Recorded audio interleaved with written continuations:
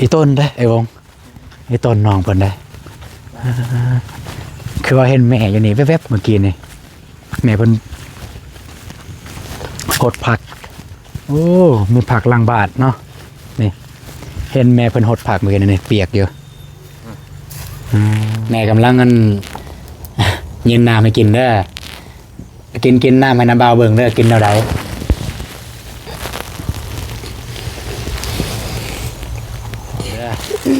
ไข่ไก่ซองแตะเด้ออยู่นี่เด้อไข่ไก่ซองแตะขอบใจเลยเอาไว้เลยก็ได้แล้วก็ส่งกับเสื้อไอ้น้องเพิ่นเด้อนี่บ่ฮู้ว่าสิถูกหรือบ่โอ้ดีใจเนาะนี่ว่าสิซื้อเสื้อแนวอุ่นๆแต่ว่าเบิ่งแล้วเนี่ยอากาศอยู่บ้านเฮาเนี่ยมันร้อนแล้วก็น้องนอนแนวนี้นะมันจะเหมาะเสื้อแบบนี้แหละ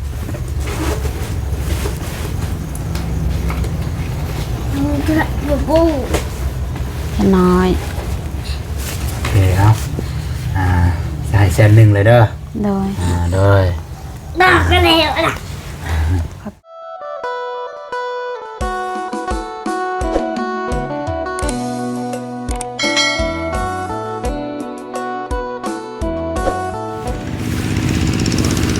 เอาไปนอนกันเนาะก็หลังจากที่เบาตูนกับเบาวงออกมาแต่บ้านหรือว่าแต่เพื่อนน้องสุกตากับเพื่อนน้องกองตาเป็นเนาะก็ได้ลงมาหาทางน้องลอยเป็นหน่อยมายิมมายามทางน้องลอยเพิ่นไปได้เบาตูนก็ได้ครับงบจำนวนหนึ่งของน้องลอยเพิ่นทางผู้ใหญ่เพิ่นโอนมาให้ก็คือผู้ใหญ่ทางฝั่งไทยเพิ่นละเพิ่นเห็นมื้อนั้นเป็นน้องไงก็คือเก่างบซื้อเพิ่นเพิดไปหน่อยเพิ่นเพิดกับไข่ไก่แล้วก็ซื้อเสือตัวนึงสุดหรือว่าสุดนึงนะไปหน่อยก็ทางเบิดทำบุญประตูซื้อประมาณอยู่มอง500,000ปลายนี่แหละแพงไปหน่อยแพงเนาะแพงประตูซื้อประมาณ500,000ปลายซ้ำมื้อนั้นซ้ำเก่าเลยแล้วก็ที่เรือประตูก็สิเอาเงินสดให้แม่น้องเพิ่นไปน้องก็แล้วแต่ว่าน้องเพิ่นแม่น้องเพิ่นอยากเฮ็ดหยังอยากเสียค่าน้ำค่าไฟไปน้องเนาะแล้วก็ว่าเรื่องห้องน้ำเนี่ยทางแม่น้องเพิ่นว่าอยากได้เนี่ยก็ยังบ่ทันได้มีเทื่อไปน้อยยังบ่ทันได้มีผู้ใดมาสมทบเทื่อเรื่องห้องน้ำแต่ว่าตอนนี้ก็มาเว้าเรื่องแผ่นเพิดไปเนาะเอาก่อนสิพาน้องเพิ่นก็กราบทักทายสบายดีแล้วก็สวัสดีพ่อแม่พี่น้องเบิดสุขสุขคนเด้อยินดีต้อนรับส่งอาตูนแนลเส้นเก่าเส้นเคยพี่น้องเนาะไปพี่น้องมื้อนี้ก็คือเก่าไปมาคนเดียวกับทางผู้ใหญ่เพิ่นให้มากับน้องบ้องนั่นแหละแต่ว่าน้องบ้องเพิ่นคาพี่น้องแล้วก็สิเว้าเลยบางเทื่อมื้อแรงเนี่ยก็บ่ได้เข้าดาวนำกันกับน้องบ้องเพิ่นก็บ่ต้นเข้าใจว่าน้องเพิ่นอยากมีส่วนร่วมกับคนในบ้านก็บ่ว่ากันพี่น้องเนาะกับเบาตูนไปทุกมื้ออยู่แล้วนะเบาตูนได้บ่ได้ซีเรียสเดี๋ยว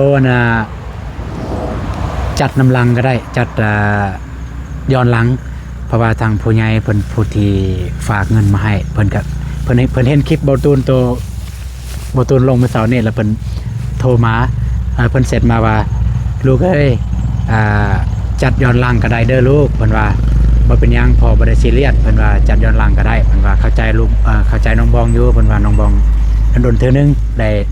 ร่วมกับหมู่กับครัวคนในบ้านนะเบาตูนเองก็เมื่อได้ยินแบบนี้ก็รู้สึกสบายใจบ้านเนี่ยไป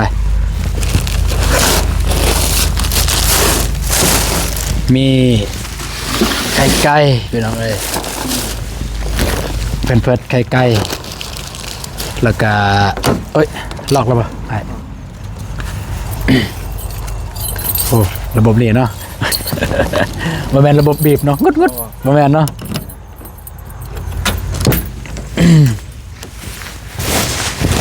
แล้วก็มีเสื้อคู่หนึ่งพี่น้องประตูนแวะไปซื้อที่ตลาด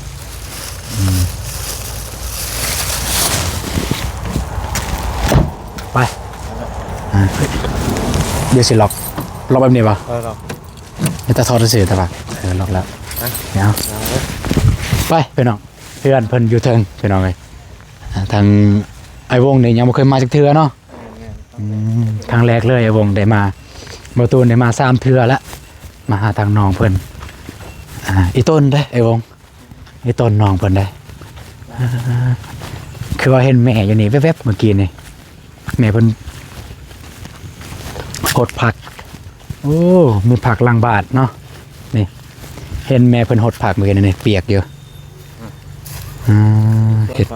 ประเทศนานผักปลูกผักกาดปลูกผักบัวก็ถือว่าโอเคอยู่เนาะพอได้กินเนาะแม่นพอได้กินพอได้จุนเจือบ่ฮู้ว่าพอเพิ่นอยู่เฮือนบ่พอเพิ่นยังบ่ทันได้เก่าของกองเถื่อแม่แต่แม่เพิ่นนี่แหละเฮือนก็คือเฮือนเนี่ยดนและทางแม่เพิ่นว่าแจ้งอยู่บ่ทางแม่เพิ่นว่าดนเลยเฮือนเนี่ยเพราะว่าเฮ็ดเทื่อละน้อยอีหลีนะเพราะว่าอาศัยแต่เงินเดือนผัวเป็นทหารเงินเดือน2ล้านกีบสิมาเว้าหยังกับขอคางสีบของค่าของสีบในปัจจุบันในประเทศลาวเขา2 3 3สอบเบิดเข้าสอบ1หรือว่า2สอบเบิดแหละสอบ1ก็600,000ปลายซื้อน้ำมันซื้อกินยาโอ้ยจู้จะดิบ่กุมจังได๋เลยบ่กุมแม่น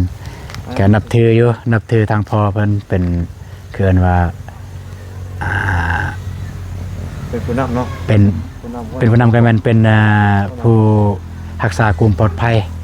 ให้ประเทศชาติว่าซั่นซะเฮ็ดเวียกให้ประเทศชาติเป็นหัวของศาสตร์แม่นเป็นหัวของศาสตร์นะไปหาน้องเพิ่นเลยเจ๊เอสบายดีฝนนั่นเนาะสบายดีฮู้บ่นี่มันไผฮู้บ่บ่ฮู้เลยบ่ชื่อนะบ่าวบ่โอ้ตายแล้วคันบ่ชื่อสิบ่มาอีกเด้อคันบ่ชื่อนี่บ่มาอีกได้คันบ่ชื่อได้โอเคพี่น้องพวกตะเพนเพิ่นว่าจังได๋พวกน้ำเราสิมาได้แม่จะชุนุงส่งเพิ่นว่าบ่แม่เห็นคนหดผักอยู่นี่แม่นผู้ใดหดเอื้อยนึงเจ้าบ่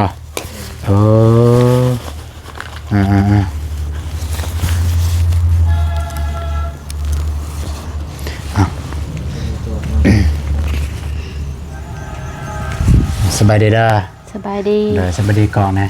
สบายดีได้สบายดีเด้ออีหล่าเด้อสบายดีเด้อโอเคบัดเนี่ยมาไอ้วงจะได้รายเด้อไอ้วงเด้อเด้อไอ้วงให้จับกองเพราะว่าตอนนี้ไอ้วงเป็นเด็กตัดคลิปโอเคไอ้วงเด้อเอาบัดนี้มารวมกันแต่เฮาบัดนี้ไปจะได้กินข้าวกินน้ำแล้วป่ะกินแล้วได้ยังกินทอดไข่ทอดไข่นอกเพิ่นกินแล้วป่ะกินแล้วเลยกินแกงมึกอึกินแกงมึกอึแม่เว้าเรื่องกินข้าวแหละบ่ตูนเองก็มา2เทื่อแหละแต่ยังบ่ทันได้เห็นวิธีการกินข้าวของน้องเพิ่นเป็นแบบใดลองให้น้องไปกินข้าวได้บ่ได้ให้น้องไปกินข้าวอยากเบิ่งได้คือน้องให้ทางแม่เพิ่นไปเอาข้าวให้น้องเพิ่นกินคือน้องเอ้ยเนาะขออนุญาตถ่ายเฮือนครัวเด้อนี่ละบอนเฮือนครัวแม่ลองนึ่งข้าวบ่แม่หน่อยอยู่เฮือนครัวแต่ว่าสะอาดสะอ้างเพิ่นรักษาดีไปเบิ่งเป็นเอาไงเบิ่งวิธีแบบเฮ็ดแบบคือแบบที่เอื้อยให้น้องเพิ่นกินแต่ละมื้อเด้อแบบเฮ็ดแบบใดเฮ็ดหยังแน่กินข้าวเด้อกินบ่าวอยากทายกินข้าวเด้อกินมีแต่กินแบบนี้เลยแม่กันสมมุติมีของกินเด้อก็จำของกินบ่มีบ่ตอนนี้บ่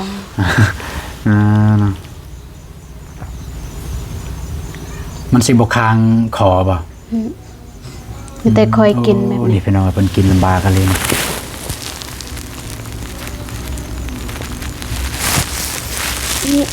งับ เพิ่นดีใจบ่แบบหยิบมันดีใจบ่แล้วว่าตั้งเป็นแบบนี้อืมอืมข้าวมันออกปากเลย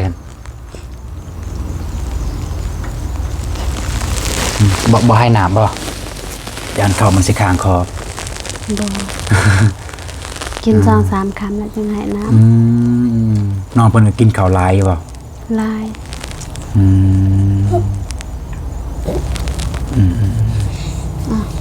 เอายังคำเดียวว้า เพิ่นอิ่มแล้วบ่อัน แม่น อิ่มแล้วบ่เพิ่นเว้าภาษากะลืมได้บ่ บ่ปานใด แม่นี่กะลืมบ่แล้วว่าอันอีหยังอะลักอีหยัง กะลึม กะลืมเนาะพอเด้ พรปะนอน พอปานอนปานอนในชนเผ่าหยังปานอน กะลึมคือกัน เอื้อยนี่ภาษาคือภาษาพวกกันเด็ดกันเดียวเว้านี่แหละ อยู่บ้าน อยู่บ้านเนาะ อยู่บ้านทงอยู่บ้านจัดสรรบ่ แม่น มันกวนบ่ แม่น ใจลองเว้าเบิ่งกวน น้องบ่เคยเว้า เพราะว่าน้องมาเกิดอยู่บ้านอันนี้ก็เลยบ่ได้เว้าภาษาตัวเองเว้าภาษาเขา มาเกิดอยู่นี่ก็เลยติดภาษาเขา แม่น แต่ว่าภาษากำเนิดแท้ๆภาษาที่เกิดมาพ่อแม่เว้าภาษาเป็นภาษาทางนั้น แม่น เข้าใจแล้ว จุเอื้อยแล้วเขาก็เว้าภาษาอีพอภาษาแม่นบ่มีไผเว้าเลย แม่เนี่ยมันภาษาหยังก่อนแม่ภาษากะลืมทางนั้นบ่ แม่เนี่ยอะรอ แม่อะรอ แม่น ภาษาอะรอนี่ก็ฮู้ภาษาอะรอ พ่อเนี่ยเลิก พอเลิกฮู้คือกัน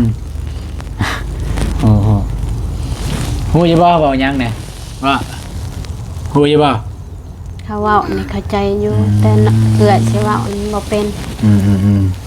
เป็นหน่อยหนึงแต่ว่าบ่ถนัด ใส่เบิดแล้วบ่เพิ่นเพิดทีมงานเอามาให้ ยัง ใส่ธงตัวบ่เจ็บเอาให้เบิดแล้วนี่ยัง ยัง ยังบ่แสดงว่าคนประตูนำให้มื้อนั้นก็ยัง แม่น จะได้บัดนี้ก็บัดมีแล้วเพิ่นเพิดเป็นหยังก็สะดวกสบายอยู่บ่ทางน้องเพิ่นก็ใกล้แน่กว่าแต่ก่อนเนาะ แม่น แต่ก่อนนะตอนบ่มีเนี่ยก็ได้ใส่บ่ ตอนมีเงินก็ซื้อตอนบ่มีก็กลางคืนมีแต่เอาพยางพุ่น โอ้พยาง แม่น เอาพยางปูให้น้องเพิ่น แม่นปูพยางแล้วก็ปูผ้าห่มน้อยให้เรามีแต่เฮ็ดแบบนั้นตื่นสมาแล้วเอามาตากหรือว่าซักเอา ถ้าพ่อแม่พี่น้องอยากฮู้ว่าเป็นหยังทีมงานเฮาได้พบได้เพาะน้องเพิ่นก็คือแต่บ่ตุนก็บ่ฮู้ว่ามันบัญชีของผู้ใดเวลาเอาลง TikTok กันนะลง TikTok ปุ๊บมันจะมีคนคอมเมนต์นะมาบ้านแบงแหน่มาบ้านแบงแหน่มีเด็กน้อยพิการก็มันบ่ถึงกันว่ามาซอยเรือมายังมาให้ดอกก็แบบคืออย่างที่ฮู้นั่นแหละทีมงานเฮาก็เป็นสะพานบุญพี่น้องก็มาอัปเดตมาเบิ่งบางเทื่อว่ามีผู้ใหญ่ใจบุญเพิ่นอยากซอยจังซี่อยากซอยหยังก็ได้เลยจะมาจะไปแต่บ่ฮู้ว่าบัญชีนั้นเป็นของไผของเอื้อยบ่ แม่น เอื้อยเม่นบ่เคยเม่นบ่ใน TikTok ทีมงานเฮา เคยเอื้อยแม่น TikTok เบาตูนแล้วก็ TikTok เบาเจ็บTikTok เบาเตียง ได้เม่นบ่ แม่น เบาอนงเด้ อนงนี่บ่ ได้เม่นบ่อนงรู้จักบ่อนง ฮู้ TikTok บ่ตูนนั่นแนวใดเจออยู่บ่ ชื่อ แนวใดซื้อ TikTok อาตูน ตูนเลย แม่น แม่นเห็นเม่นแบบมาแน่มาสั่นเฮาก็โดยความว่าบ่แม่นบ่อยากมาโดยความว่าเฮาในเวลาไปทางใดแล้วไปทางนั้นก่อนช่วงนั้นเฮาก็ไปทางนั้นเด้ทางบ้านปลายบ้านคนใหญ่บ้านตอกสมิงนะแต่ก็ได้ผ่านมาอยู่ทางนี้ตอนผ่านก็ได้ถ่ายอยู่ระหว่างทางก็ลง TikTok นะที่ลงในที่ลง TikTok นะพี่น้องเอ้ยจุดประสงค์ที่บ่ตูนลง TikTok นี่ก็จังซี่แหละแบบว่าเฮาบ่ฮู้ว่าสมมุติในบ้านนี้ มีคนทุกข์ยากแท้บ่หรือว่ามีคนทุกข์ยากแนวใดแล้วก็ปกติเขาจะเข้าไปหาพ่อบ้านแล้วเป็นการอีกช่องทางหนึงที่เฮ็ดให้ทีมงานเฮาเข้าถึงง่ายเข้าถึงได้กับครอบครัวที่ทุกข์ยากก็คือนี่แหละผ่านทาง2ทาง TikTok นั่นแหละพอลง TikTok ปุ๊บถ้าผู้ใดที่รู้สึกว่าแบบอยู่บ้านใดที่รู้สึกว่ามีคนทุกข์ยากแล้วก็ต้องการความช่วยเหลือนะเพิ่นจะเม่นมาเม่นแหละคันมาแต่เม่นแหละบางทีเฮาบ่ได้ตอบปานใดเม่นได้เพราะว่าบ่ได้สู้ตอบอันนั้นเม่นอันนะคันเวลาเซตหาเลยเซตหาโดยตรงเลยเซตหาเลยแต่อย่างว่าเห็น2ทางติดต่อนะเซตหาเลยเซตหาเลยแล้วก็แบบเข้าไปเบิ่ง2ทางติดต่อมันทางใดสามารถติดต่อได้ตัวอย่างว่าเข้า YouTube บ่จะเห็น2ทางติดต่ออยู่หั่นมีเบอร์มีโทรหยังนะมีเฟซ WhatsApp เป็นหยังอยู่หั่นติดต่อหาทางนั้นแต่ก็บ่ได้หมายความว่าคันติดต่อทางนั้นแล้วเสร็จปุ๊บตอบปั๊บก็บ่ได้มีเพราะว่ามีเวียกหลายนะตอนว่างเขาก็มาจับเบิ่งโทรศัพท์จังซี่แต่มาเลื่อนเบิ่งมันมีหลายได้คนเสร็จได้หลายบางคน FC เนี่ยบางคนเพิ่นเสร็จมาให้กำลังใจบางคนเนี่ยเสร็จแบบว่าดีใจเด้อที่เฮาตอบเสร็จตอบหยังแล้วดีใจเด้อที่ถ้าเป็นพ่อเป็นเพื่อนอีหยังนะก็บ่แม่นว่าเฮาอยากข้ามแต่ก็ตอบทุกคนอ่านทุกคนแต่บ่มีเวลาสิอ่านนะก็ยอมรับว่าพ่อแม่พี่น้อง FC เพิ่นก็ฮักแพงเฮาเพิ่นให้กำลังใจยิ้มเลยเนาะมา3เทื่อแล้วบ่ชื่อสิบ่มาอีกเด้อชื่อแล้วบ่บัดนี้เนี่ยซื้อจังได๋น่ะบ่ซื้อจังได๋เฮาน้าบ่าวซื้อหยังตัวเขาบ่ชื่อบ่น้าบ่าวซื้อหยังจะตอบบ่าวก่อนจะหน่อยบ่าวสิให้ตอบบ่าวเด้อบ่าวบ่ให้ได้ตอบบ่าวเด้อตอบบ่าวเด้อตอบบ่าวจะหน่อยบ่าวให้เราก็บอกพอแล้วนึงพ่อเอ้ยบ่าวสิมาแล้วนี่แต่บ่าวตูนเราบ่มีลูกได้เพิ่นว่าบ่แม่นโอ้โหเนาะแล้วค่อยเบิ่งอยู่บ่คลิปทีมงานเฮาคืนนี้ค่อยเบิ่งแม่นบ่ทางซองผู้ใดที่เบิ่งที่เห็นน่ะนะซองบ่าวตูนก็เบิ่งซองบ่าวเจ็บก็เบิ่งเบิ่งทั้ง2 3 2เลยแม่นบ่าวเตียงก็เบิ่งบ่าวเตียงก็เบิ่งยังจะต้องดังหน่อยโอเคพี่น้องเนาะก็เดี๋ยวสิหามองตั้งกล้องก่อนแล้วก็สินั่งคุยกับทางแม่เพิ่นแม่น้องเพิ่นแล้วก็กับน้องเพิ่นพี่น้องเอ้ยแต่อย่าเฮ็ดเสียงดังเพิ่นต้องเป็นแบบนั้นบ่แม่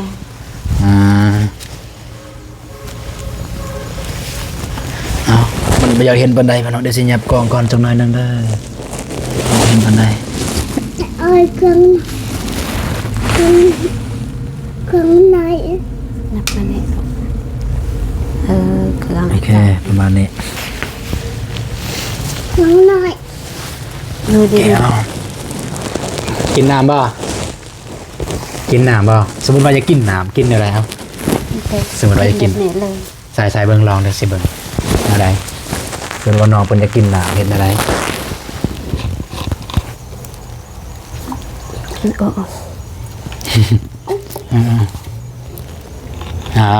เย็นแม่กำลังกันยืนน้ำให้กินเด้อกินน้ำให้น้ำเบาเบิ่งเด้อกินเท่าใด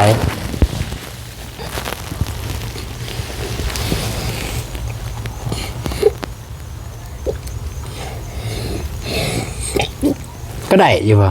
ได้เทื่อละน้อยพอละไอ้ต้นเบิ่งดนบ่ได้ย้อนเราคืนบ่เป็นเบิ่งบ่ต้นเบิ่งดนบ่ได้ไอ้ต้นเอาตั้งกล่องก็เป็นโอเคแม่กินเล็กกระน้อยก่อนกินยังเล็กตะซอยป่ะเล็กตะซอยบ่ได้ซื้อมาแต่เป็นยังเด็ดจังหน่อยมีอยู่ว่าให้น้องเพิ่นลองกินบ้างเล็กตะซอยเล็กตะซอยอย่างง่ายแน่เนาะเที่ยวหน้าก็บ่ต้องเอาจอกใส่ก็ทอนี่แหละเก็บเมียนไว้เลยทอนะแต่ทิมกระปุกขันกับพ่อเอาทอแล้วก็ซอยนี่ก็ได้จุ่มใส่แล้วให้น้องเพิ่นดูดมันจึงง่ายๆก็คือเฮ็ดเมื่อกี้นี่ตามเบิ่งน่ะคือสิยากแล้วซ้ำซา สำซาอีมนี่ก็เปียกเบิดเลยคิดว่าเพราะว่ามันออกนอกลายกว่าออกในเข้าใน ดูดดูดติล่ะ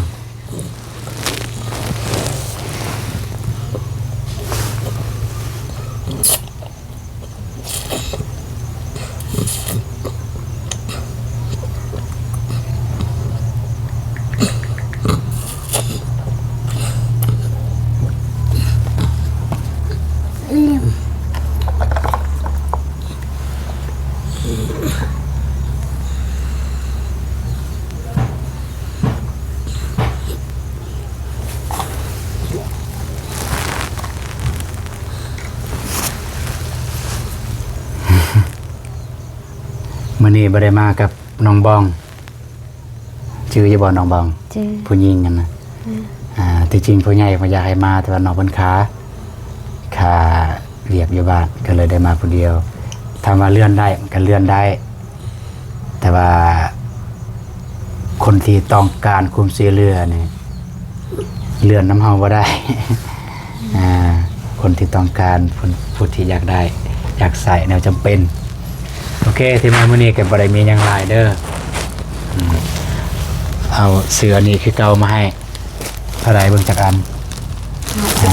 54 อันเป็นน้องเบอร์ XL 54 อันก็พอได้เพิ่ม ขอบใจ ในธงหนึงนี่ว่าจะเท่าไหร่เลยมื้อนั้นฮอดบ่เดือนหนึง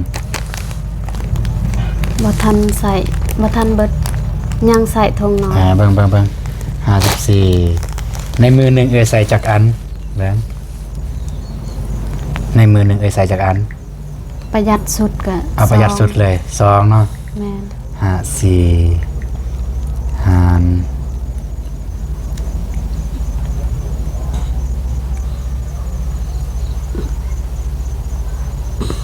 แต่ว่ามื้อนี้บ่ได้ประหยัดเราทายหนัก2ถือ 27วันเกือบฮอดเดือนแหละ3เดือนหนึงอ่ะนะประหยัดสุดเถือะต่อเดือนคันมื้อใดแบบเราทายดุนี่ใส่ลายเนาะ แม่น ไม่ได้เราไม่ได้ทายเลยคือไม่ได้เปลี่ยน เปลี่ยน เนาะใส่แต่ครั้งเดียวทีมเลย แม่น อ่า แนวเราทายเหี่ยวแล้วก็ลายแน่เลยมันเต็มแล้ว เอา เปลี่ยนใหม่ เดี๋ยวอันนี้แล้วก็ไข่ไก่เด้อไข่ไก่ซองแตะเด้ออยู่นี่เด้อ เด้อ ไข่ไก่ซองแตะ ขอบใจ เลยเอาไว้เลยก็ได้แล้วก็ส่งกับเสื้อให้น้องเพิ่นเด้อ เด้อ นี่บ่ฮู้ว่าสิถูกหรือบ่โอ้ดีใจเนาะนี่ว่าสิซื้อเสื้อแนวอุ่นๆแต่ว่าเบิ่งแล้วเนี่ยอากาศอยู่บ้านเฮาเนี่ยมันร้อนแล้วก็น้องนอนแนวนี้อะนะมันจะเหมาะเสื้อแบบนี้แหละเหมาะคันสิบ่เหมาะก็บ่เหมาะกับซีนั่นแหละบ่เหมาะพี่น้องเอ้ยมันสิเปื้อนไว้ตามเบิ่งแต่ประตูนก็เลือกสีดำแหละบ่มีสีดำเอาสีนี้ซะบ่ฮู้ว่าสิถูกน้องหรือบ่ ถือ ก็น่าจะถูกอยู่อ้าว มีแต่ใส่เสื้อใหญ่ๆแบบนี้แหละเสื้อน้อยก็ใส่บ่ได้หน้ามือมันแข็งเลย ก็พอได้เปลี่ยนอยู่ เอา เนี่ย กดมันบ่ได้คันได้ขอบใจบ่าวลูก ขอบใจมันว่าเลยอันนี้เนี่ยมันของผู้ใหญ่เด้อผู้ใหญ่อยู่ใจบุญอยู่ฝั่งไทยเพิ่นเห็นคลิปที่เบาตูนมาให้มือนั่นครับ เลย แล้วเพิ่นแนมเห็นสิ่งที่จำเป็นสำหรับน้องเพิ่นแล้วก็สิ่งที่ลำบากสำหรับเอื้อยเป็นหยังกัน อย่าเฮ็ดเสียงดัง เราหายบ้าน แม่น อยากได้หยัง ไอ้ดู อยากได้เครื่องหายเลยให้เราถือเลยเอานี่เด้อ อย่า อันนี้ เฮ็ด เครื่ เสีย อง งดังเด้อ แล้วก็ผู้ใหญ่ในเพิ่นเห็นความลำบากของเอื้อยเพราะเอื้อยว่าถ้าขาดอันนี้ เดี๋ยวก็ แผ่น ตื่ เพิ น ด ก็ตื่น ก็คือคนลำบากก็คือลำบากที่สุดเลยเพราะว่าหยังเพราะว่าน้องบ่มีแผ่นเพิดเวลาน้องนอนบางทีก็ขับถ่ายอยู่ในบอนเลยถ้ามีอันนี้ก็ใครแน่เพิ่นขับถ่ายใส่นี่แล้วก็ไปถอดไปทิ่ม แม่น เอาวันนี้ก็มาแต่อยากให้เอื้อย ขอบใจพ่อใหญ่เด้อเพิ่นกำลังเบิ่งอยู่ขอบใจพ่อใหญ่เพิ่นที่ซื้อเพิ่นแล้วก็ซื้อไข่มาให้เด้อ โดย เด้อ พังไทยบ่หรือว่าพังลาว ฟังไทย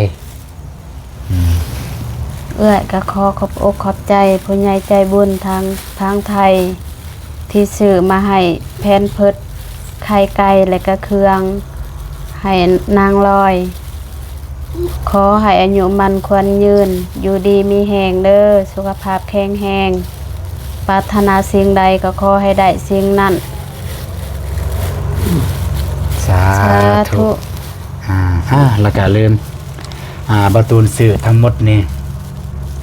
547,000พี่น้องเอ้ยแพงนะคิดว่าสิบ่ฮอด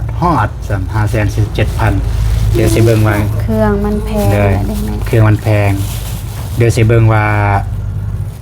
ยังเหลือเท่าใดเพราะว่าเพิ่นผู้ใหญ่เพิ่นฝากมา 1,000 บาทพี่น้องเอ้ย 1,000 บาท670,000ลบ เสือบูบู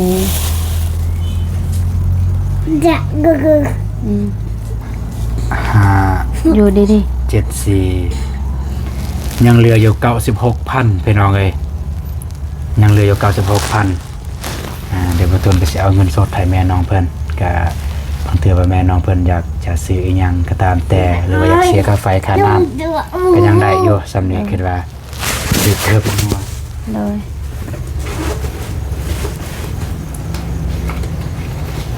จะกึกบู น้อย โอเคเอาจะให้100,000เลยเด้อ โดย โดย ดอกกันแล้วล่ะ ขอบใจเด้อขอบใจ ได้ ทางบาวตูน โดย แล้วก็ขอบใจผู้ใหญ่ใจบุญทางพังไทย ได้ ที่มาช่วย ลูกมา ลูกก็ได้เพราะว่าก็ มาช่วยลูกกับน้องลอย ที่มาให้เงินแล้วก็เครื่องแผ่นเพิดไข่ไก่ ขอให้อายุมันควรยืนสุขภาพแข็งแรงเด้อ ได้ สาธุ สาธุเอาไปหน่อยเนาะ มันหมด ก็ถือว่า เกินคาดพี่น้องเลยบอตูนกับบ่คาดคิดแต่ว่าตอนบอตูนมาทายนะบ่คาดคิดแต่ว่าสิมีผู้ใหญ่นะแบบ มาซอยทำนองเพิ่นซอยซื้ออันนี้ แต่ว่ามื้อนี้ก็บอตูนเองก็รู้สึกดีใจ แม่นุ่งจะ ที่ได้เป็นสะพานบุญที่ได้ซื้อเอามาให้ทางน้องเพิ่นก็อยังที่ฮู้พ่อแม่น้องพ่อแม่น้องเนาะก็อยังที่ฮู้ละทางแม่เพิ่นว่าก็คือสิเห็นน่ะเนาะเพื่อนสารบางซองก็บ่ได้ร่ำรวยหยังบ่ได้มีหยังดอกเงินน้อยๆแม่นอยู่เรือนดินแต่ว่ายังบ่แล้วเรือนน้อยๆอีกก็อยังที่ฮู้แหละบ่ตนเข้าใจเลยความรู้สึกและหัวอกของเพิ่นนะแบบว่าเพื่อความมาเบิ่งน้องนะและความต้องการและสิ่งที่อยากได้บ่ถึงคันว่าได้เฮือนได้ซานขอแต่ได้เพิ่นเพิดแล้วก็นอกจากเพิ่นเพิดก็ขอแต่ได้ห้องน้ำนี่มันเพื่อหยังก็เพื่อสบายน้องเพิ่นไปถ่าย โดย เอาน้องเพิ่นไปถ่าย คือที่ผ่านมาก็มันแต่โจมไปหาห้องน้ำเขาเจ้า โดย โจมไปหาเป็นถ่ายกับโจมไปหาถ่ายโจมไปหานั่นน่ะถ้ามีห้องน้ำของตัวเองจะใครแน่ก็มาถึงเป็นวัยใหญ่เอาซ้ำห้องหนึ่ง แม่น ซ้ำห้องหนึ่งพอถ่ายได้นะซ้ำห้องหนึ่งแต่อยากว่าซ้ำเม็ดห้าคูณเม็ดห้าซ้ำซะเป็นเอาไงเม็ดห้าคูณเม็ดห้าซ้ำแบบไซส์ได้นะก็คันสมมติว่าคันเฮ็ดก็น่าจะประมาณถ้าเฮ็ดงบประหยัดเลยงบประหยัดนี่คือความหมายคือบ่ต้องใส่บล็อกก็ได้ถ้ามีแป้นหรือว่าสังกะสีมาแอมสังกะสีแต่ว่าพื้นนี่เทปูน โดย แล้วก็แอมสังกะสีมุงสังกะสีบ่ทุนก็ว่างบประหยัดเลยประมาณเพราะว่าซื้อปอกคันว่าซื้อปอกก็4ปอกนี่ก็ประมาณ3ล้านนะ5ล้านงบประหยัดเลย โดย งบประหยัดเลยคันได้เฮ็ดห้องน้ำ35ล้าน ประมาณนั้นพี่น้องโอเคมันจะจังสันเราเด้อเด้อ โดย น้องก็ขอตัวกลับก่อนแล้วก็กลับก่อนเด้อยินบ่ ได้ กลับก่อนเด้อ ใจเบา ได้ กลับใจเป็นบ่กลับใจเด้อเป็นบ่ ขอบใจเบ้าง ใจ อ่าโอเค กลับก่อนได้ โดย เด้อ ขอบ กลั ใจ บก่อนเลยเดี๋ยวมีหยังมื้อหน้าถ้ามีหยังก็จะได้มาหาคือเก่า โดย แล้วก็ถึงแม้นว่าบ่มีหยังถ้าได้ถึกผ่านมาทางนี้ก็สิได้แวะมาหา โดย เด้อ มาใหม่ ครับบ่มีหยัง ยังกลับก่อนน้องไล่ อันนี้ก็ได้ใช้แล้วสำเดือนหน้าเดือนหน้า อันนี้ลองให้เพิ่นนุ่งเลยให้เพิ่นนุ่งเลย ดีใจบ่ อ่า ดีใจบ่ ดีใจป่ะกลับกันเด้อ อารมณ์ดีเนาะ อยู่คนเดียวในห้องเพลงไหม แม่นป่ะ ห้องเพลงบ่เป็นกับพญายาม โอเคพี่น้องเลยทางมาหาทางน้องลอยกับประเทศเรียบร้อยแล้วพี่น้องเลยก็เป็นเกินว่า ภารกิจหนึ่งนั่นแหละเพราะว่าผู้ใหญ่เพิ่นได้หาเฮามาหาแล้วก็ได้ฝากเงิน 1,000 บาทพี่น้องเนาะมาหาน้องลอยเพิ่นแล้วก็ให้ทางผู้ใหญ่เพิ่นก็ให้ซื้อตามที่พ่อแม่พี่น้องเห็นนั่นแหละบ่ตูนก็ได้ซื้อแล้วก็มีเงินจำนวนหนึงเหลืออยู่ก็บ่ตูนก็ได้ให้ทางแม่น้องเพิ่นเลยพี่น้องโอเคสำหรับคลิปนี้บ่ตูนก็ก่อนอื่นหมดต้องขอบอกขอบใจหลายๆเด้อทางอ้ายอยู่ฝั่งไทยที่ให้บ่ตูนเป็นสะพานบุญในครั้งนี้จะได้ก็ขอให้อ้ายแล้วก็ครอบครัวจงมีสุขภาพแข็งแรงอายุมันคนยืนปรารถนาสิ่งใดก็ขอให้ได้สิ่งนั้นดังสมการปรารถนาเด้อนอนให้ได้เงินหมื่นตื่นให้ได้เงินแสนเนาะสาธุโอเคพอๆกันไหมสำหรับคลิปนี้บ่ตูนขอกล่าวคำว่าสบายดีเด้อไปแล้วไปหน่อยไป